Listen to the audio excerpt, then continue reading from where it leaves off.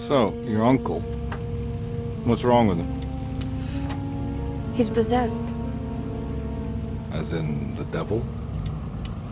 Something like that. He says a dark man is following him, watching him at all times. What do you make of it? It's nonsense, of course, but I'd be lying if I said it didn't bother me. You see, it runs in my family. Possession? No, Detective. Deteriorating melancholy. Practically every member of the Hartwood family is driven mad before they grow old.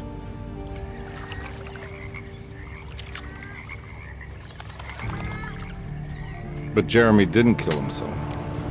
Is that why he's at your setup? Despite being convinced that he is truly possessed, he decided to put his last chips on Dr. Gray and his psychoanalysis, figuring he might stumble upon some cure.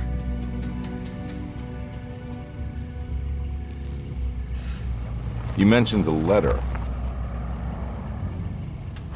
I received a disturbing letter from Jeremy accusing the staff and all the other patients of being involved in some cult. And now they are also out to get him. Could it be real? Or is it all just in his head? It's a story he tells himself, Mr. Carnby. Anything to avoid the truth. Which is? That we're all terribly insignificant. That people mean so very little to one another.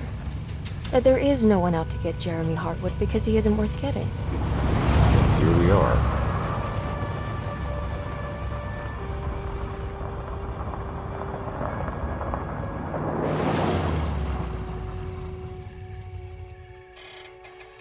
My uncle's not well, Mr. Carnby.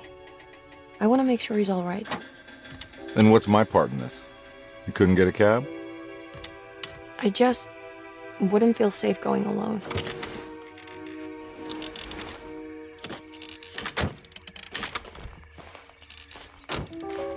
Did you bring a gun? Yeah. You think it'll actually come to that? No. But you might need to wave it around depending on how agreeable the staff will be. What exactly are we gonna do when we find Jeremy? I don't know. Let's just find him first.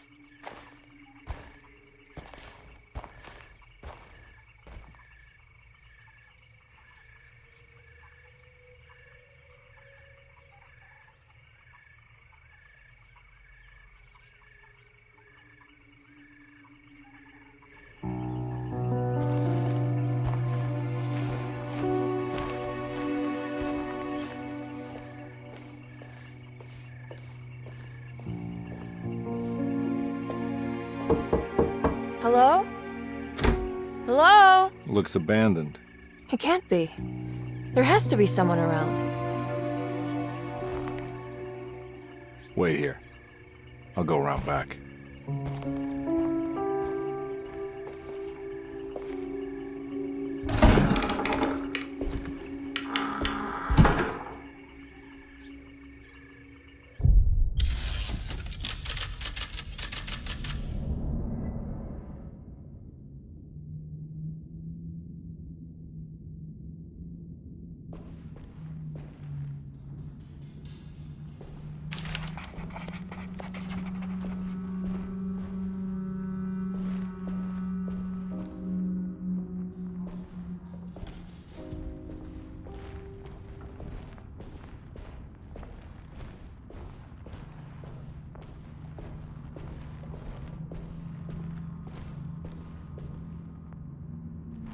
Now what do we got here?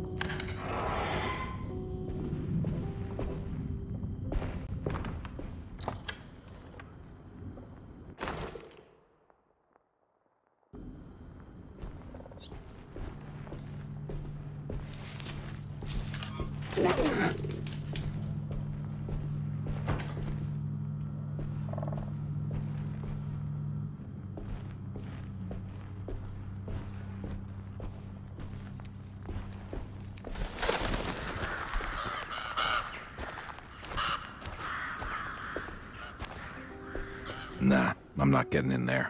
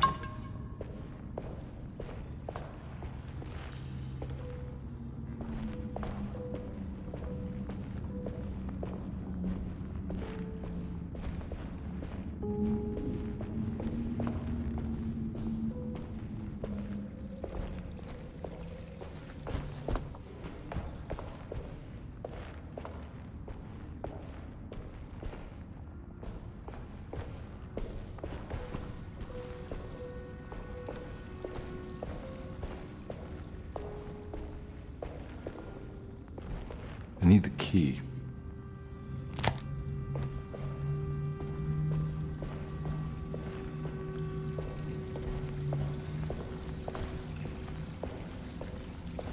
That's one big tree to fit inside a conservatory.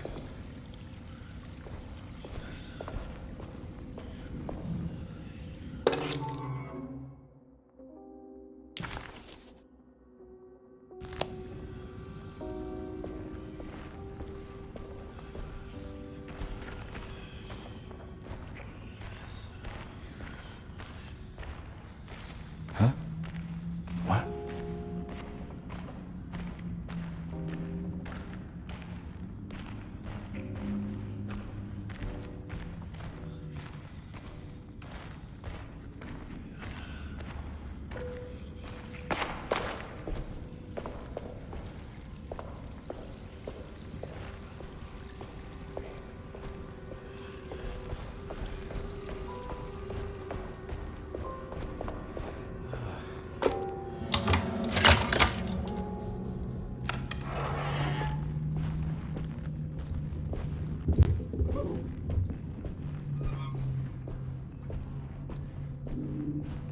Don't mind if I do.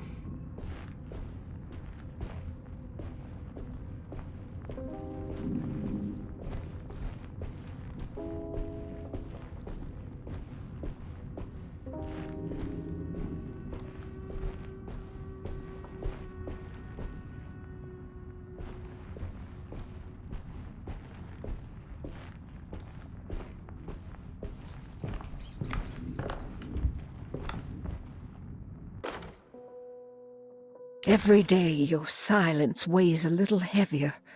It's been a difficult year for everyone, and many have lost all hope.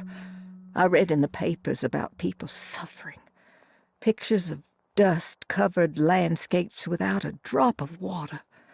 I wish I knew if you were still tending the earth or if you had turned your back against us. I have started to look for help elsewhere. I pray you will tell me if I am going down a path that you find disagreeable. With help from Baptiste and Charlotte, I found comfort in the practice of the voodoo. I have long been skeptical of that Caribbean cult, but It's been of good use to me. It seems all harmless in my book. I say some words dreamt up by the Creoles, and I carry around a small pocket of gree-gree. Nothing of this is mentioned in the Bible, of course, but the French Quarter priestess tells me it's all connected. She says the Christian God is just one more perspective on the creator of things. That's what I like to think, but the other way around, that the spirits of her faith are just aspects of you, our Heavenly Father. I am so grateful for the words you gave Mr. Hartwood. We will sing your praises at St. John's Eve. The world will be blessed soon again. Only the sacrifices of the Old Testament compare to your demands. Let it be the truth. A mother of earth, wood, and dirt. A mother of 1,000 young. Sacred sand, $1. Black cat oil, $1.50. Devil shoestrings, a quarter. That makes $2.75, madame. What was that you were telling the doctor? A goat without horns. What does that mean? Ah, you must have misheard me, madame. I said no such thing. Please, I know I don't look like any of you, but I'm devout. I'm ready to do what it takes. Do not be so eager to sacrifice the few things you have left, madam. Now please, leave my store. A goat without horns.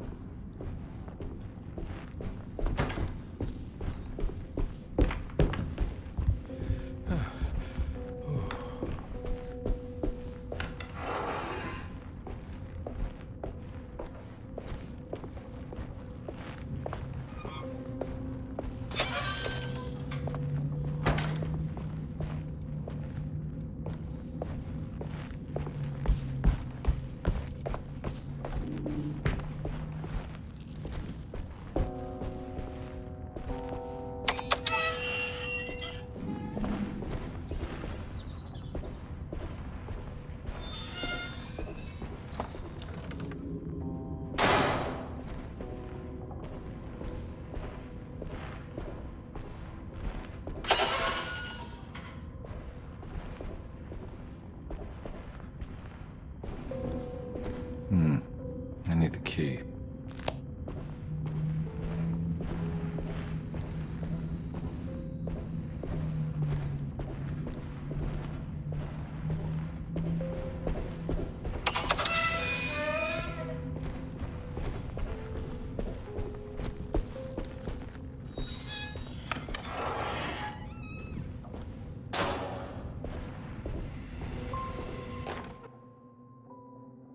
Please do not touch the boiler. It is working after all. While the sabotage has caused a leak, only the decorative plate has been completely ruined. Let's wait for Mr. Chance to turn up and he can take a look at the leak. Mr. Waits.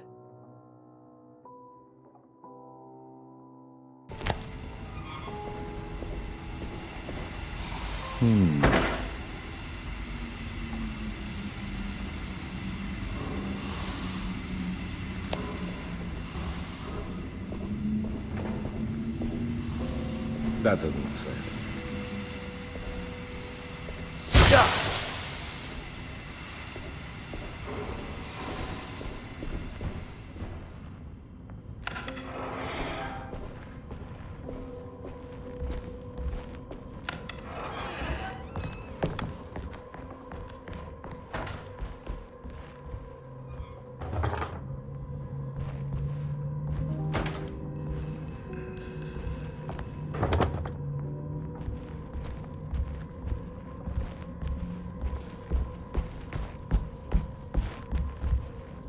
I need the key.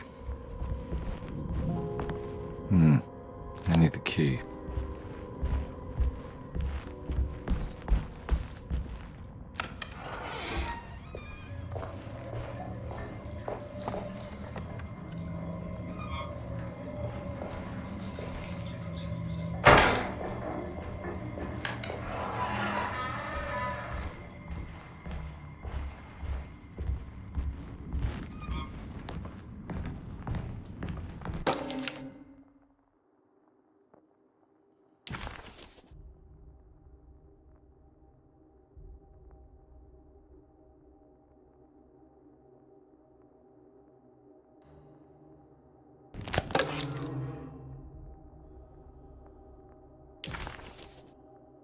Nice.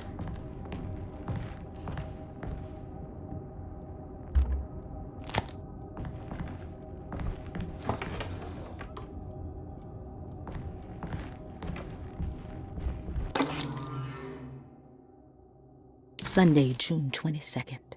I spent all day looking for Jeremy. I should have cared for the others, but I'm scared that he will do something irreversible. Cassandra is upset that I didn't give her the latest shipment of pain medication that Waits brought from the post office yesterday. I would have given it to her, but the company didn't send a new key this time around, so the box is just sitting there on my desk. They must have figured we had plenty of their gimmicky keys by now. I only remember seeing one lately. Grace was playing with it inside the grand parlor. Unless it turns up by itself, it will have to wait. I have to figure out where Jeremy is. I think Jack knew something. That dog of his found a strange rot permeating the house. She's showing us, he said. Like those blots and streaks of fetid rot was talking to him.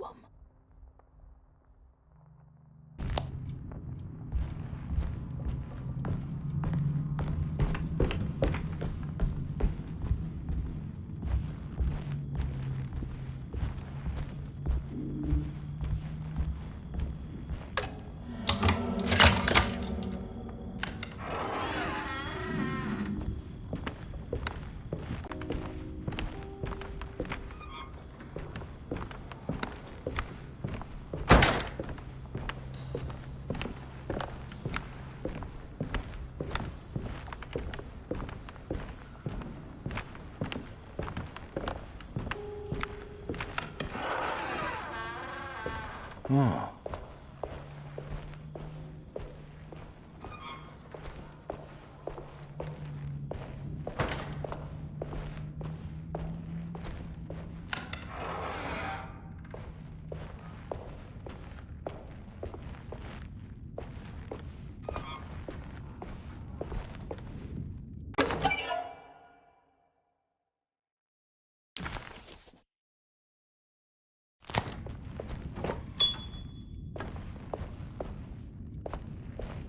I need the key.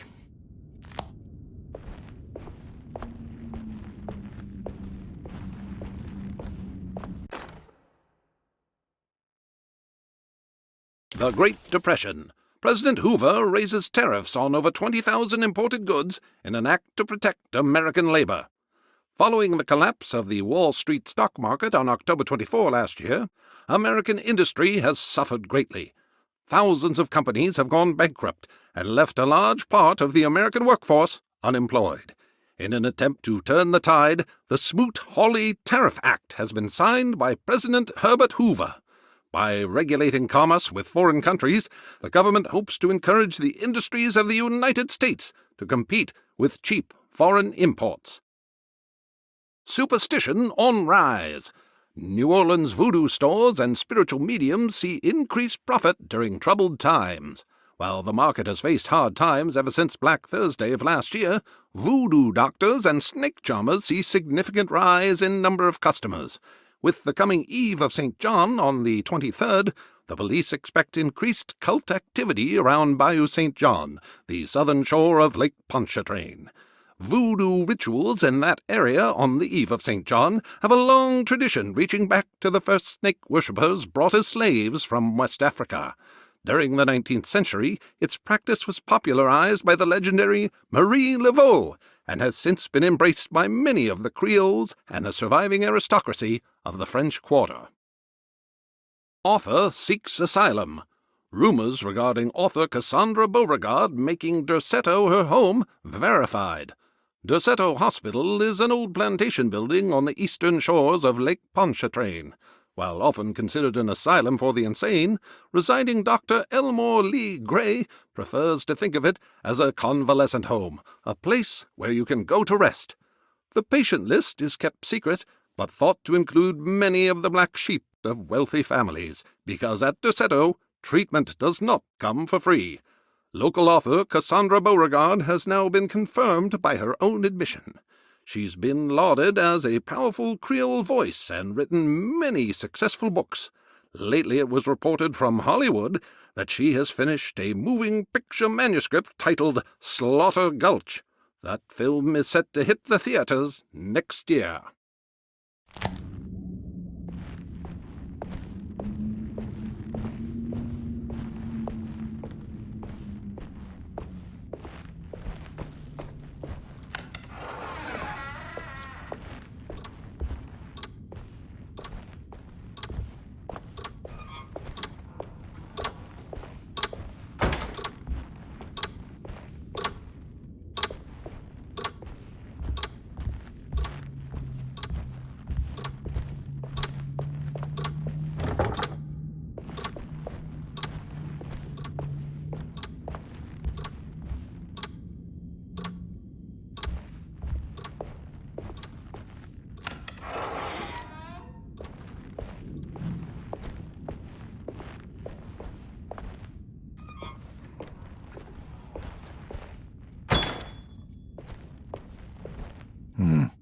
I need the key.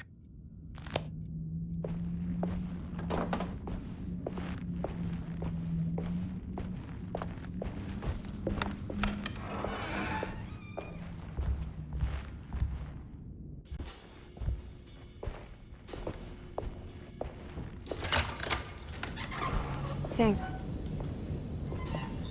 What are you doing? Who are you? Whoa, pardon me, excuse me. My name is Edward Carnby, private investigator. I hope you don't mind we let ourselves inside. I do mind. This is private property. You can't just barge in here. I'm sorry about all this, but I'm looking for my uncle. It's urgent, and no one was answering the door. We can't hear you knocking anymore. None of us can. Who is your uncle, darling? Jeremy. Am I right? She has that Hartwood gloom, doesn't she? That's right. I'm Emily Hartwood. I just came to make sure my uncle is all right. Well, he is unavailable right now. You will have to come back another day. Unavailable how? Is he sleeping? We can wait. He's lost. Don't I know you from somewhere? Who's your man again, Miss Hartwood?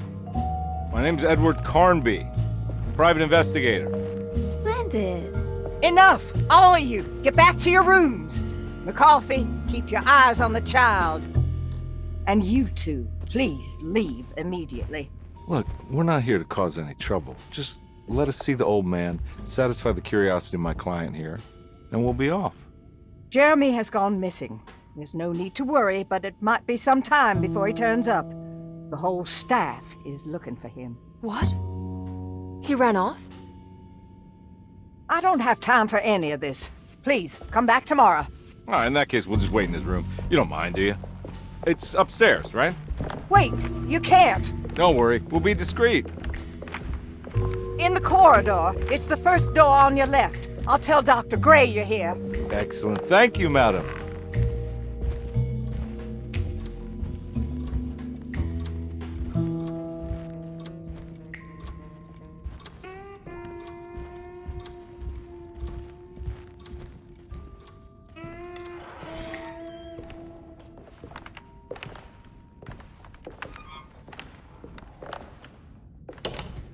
All right, here we are.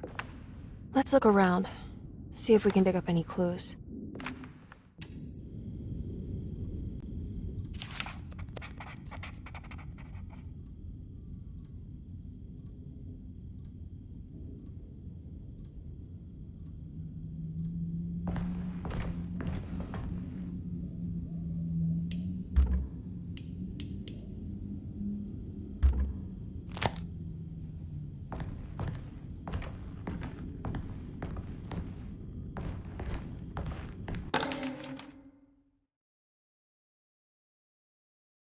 Every night the dark man stands opaque at the threshold of my room, counting the days until my spirit spills out of my tired shape.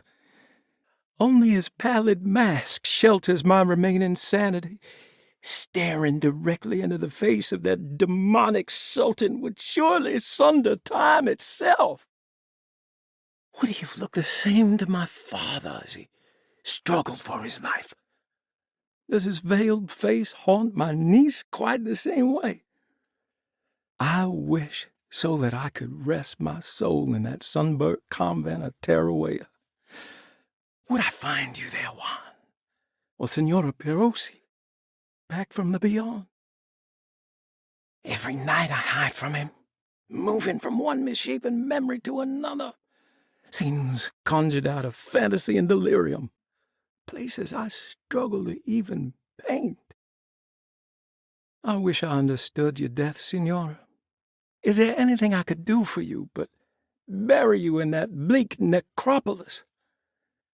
That triumphant chapel rising above the ledges and the oven vaults shall be your sepulchre, where you may rest, and I shall weep.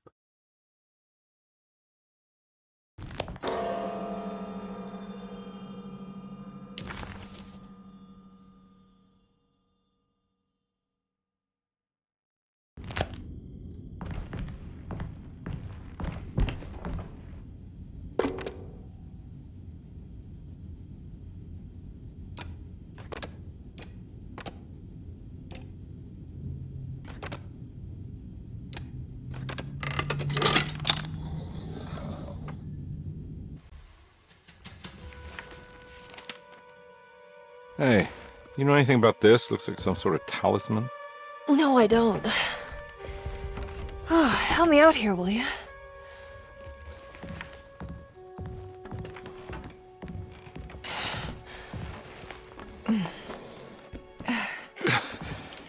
I would kill the guy to throw some of this stuff out. I'd be crazy too if I had this much junk lying around.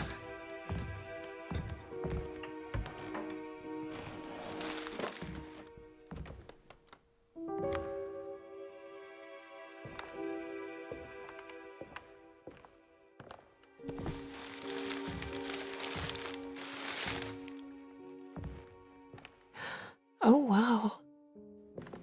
That's striking. I want to save this one.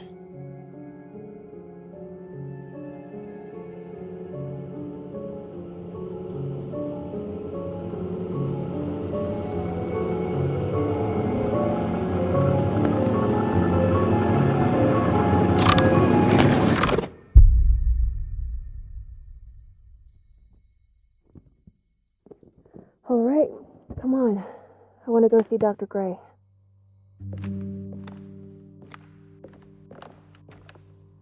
Come on, let's go. Yeah, I'm coming.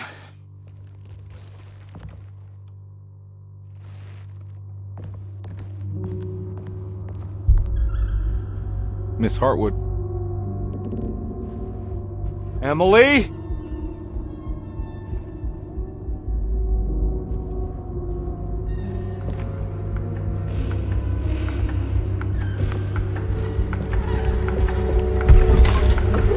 What the hell is going on? Where am I?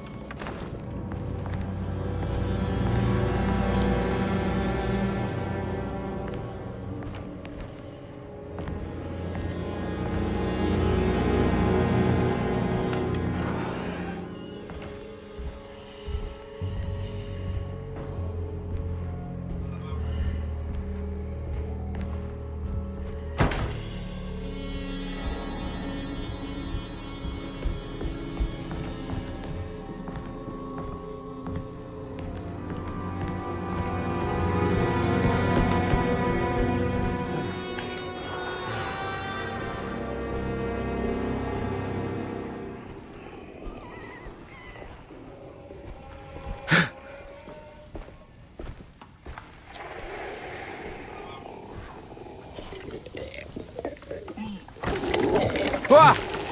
Yeah.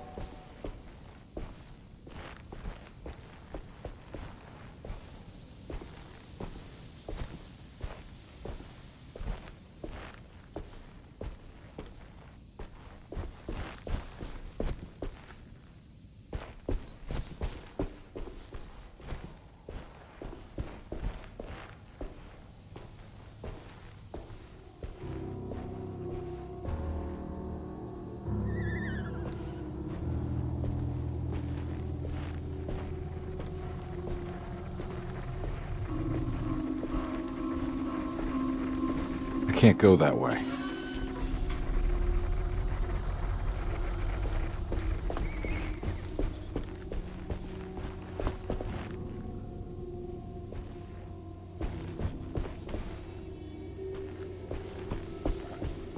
What the hell is going on?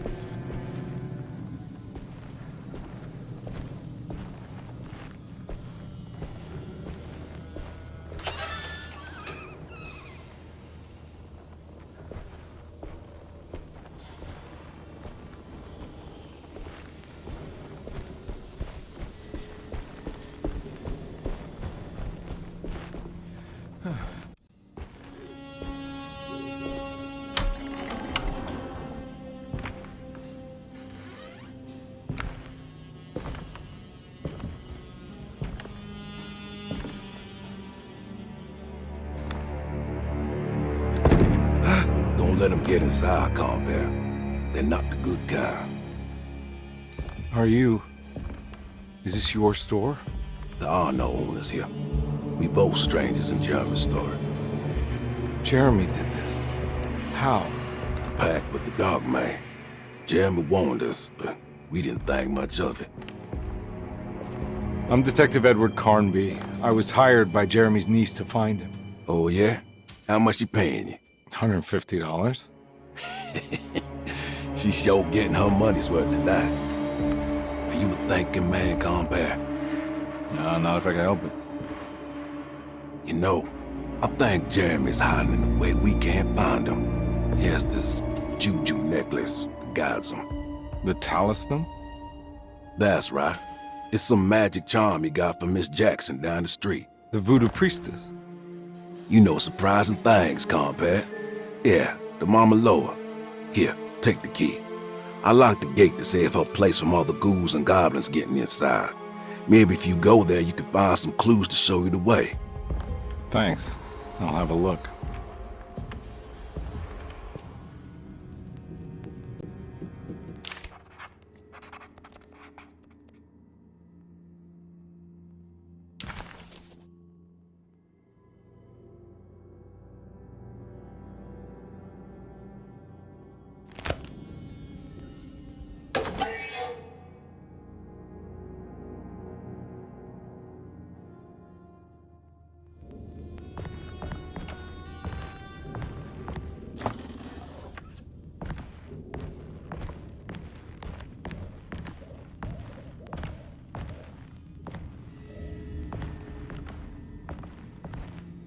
You want to come along?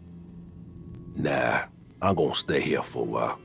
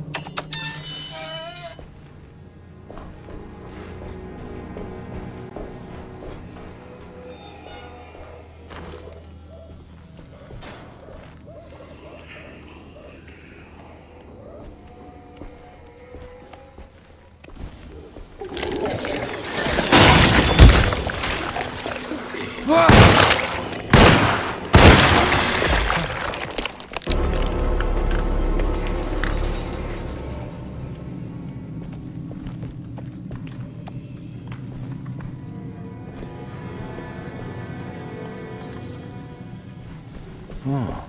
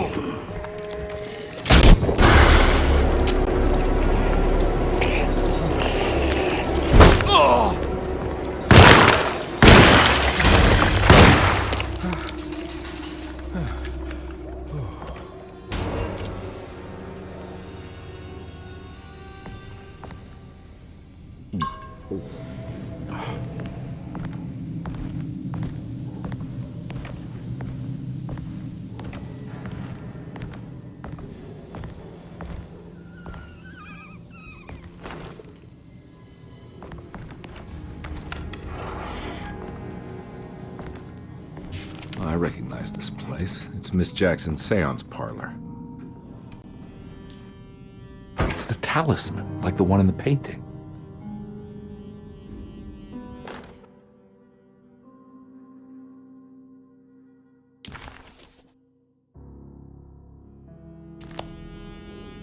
I think it's meant for the talisman.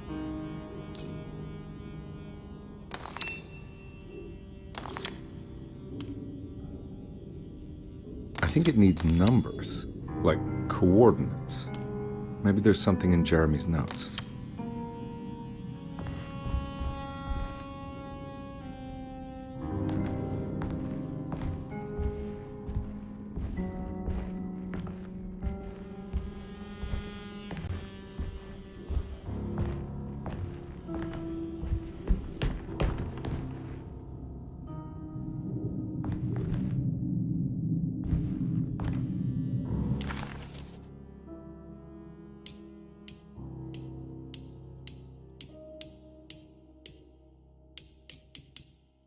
He recognized this place.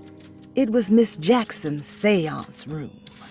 The last time he was here, he had been trying to figure out the significance of wasps' nests and horsehair wrapped up in red silk. An image of a dead woman stabbed with hatpins flashed inside his mind. Conby shuddered. This was no time to dwell on the past. He needed to find out about the talisman and get back to Derceto.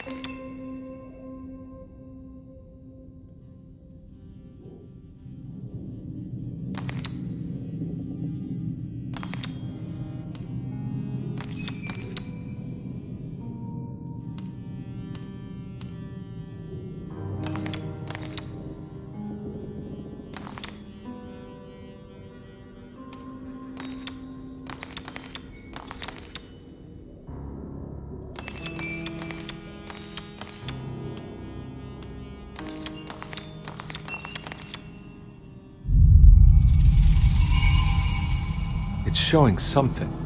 A place? Where is that?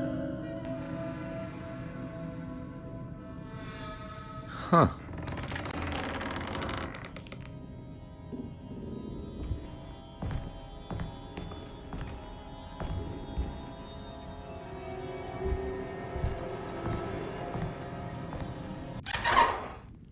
Detective, I was wondering when you were going to show up. Mrs. Thompson told me you were here. I understand you are working for Jeremy Hartwood's niece. Yeah, I guess so. I mean, you're not wrong. We came here for her uncle. I didn't expect this. You are Dr. Gray, right? That's right. You don't happen to have some identification, Detective. I'm not keen on having strangers prying into my business. Oh, Detective Edward Conby, Decatur Street, New Orleans. Enjoying the Vieux Carré, Detective? Those old French quarters, the voodoo people, the gangsters. I'm sure you live an exciting life. Well, it's not quite like the stories, Doc. Just trying to make a living.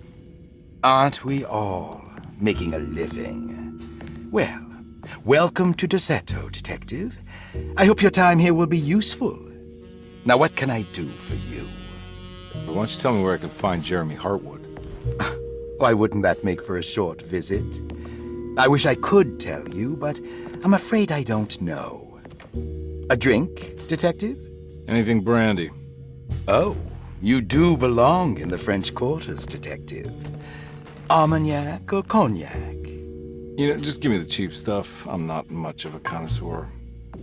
Having low standards is not a virtue, Detective.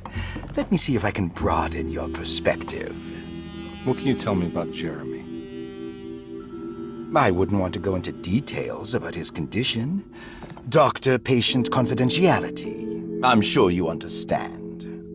Sure, but he is crazy, and he's gone missing. Why? Here, try this. Ooh, it's good. Got a bite? It's called a sidecar. The trick is not to be afraid of the tartness of the lemon. Then, for goodness sake, don't overdo the triple sec. Okay, what can you tell me about Jeremy? Well, let me think. He is an anxious man, constantly worried about events not presenting themselves according to his model of predestination.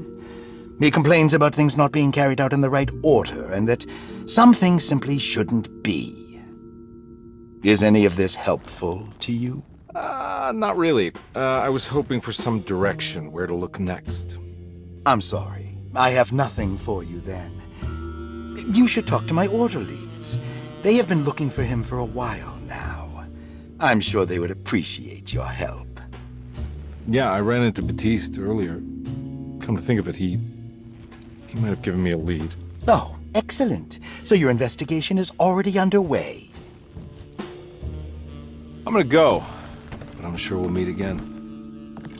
Looking forward to it. Safe returns.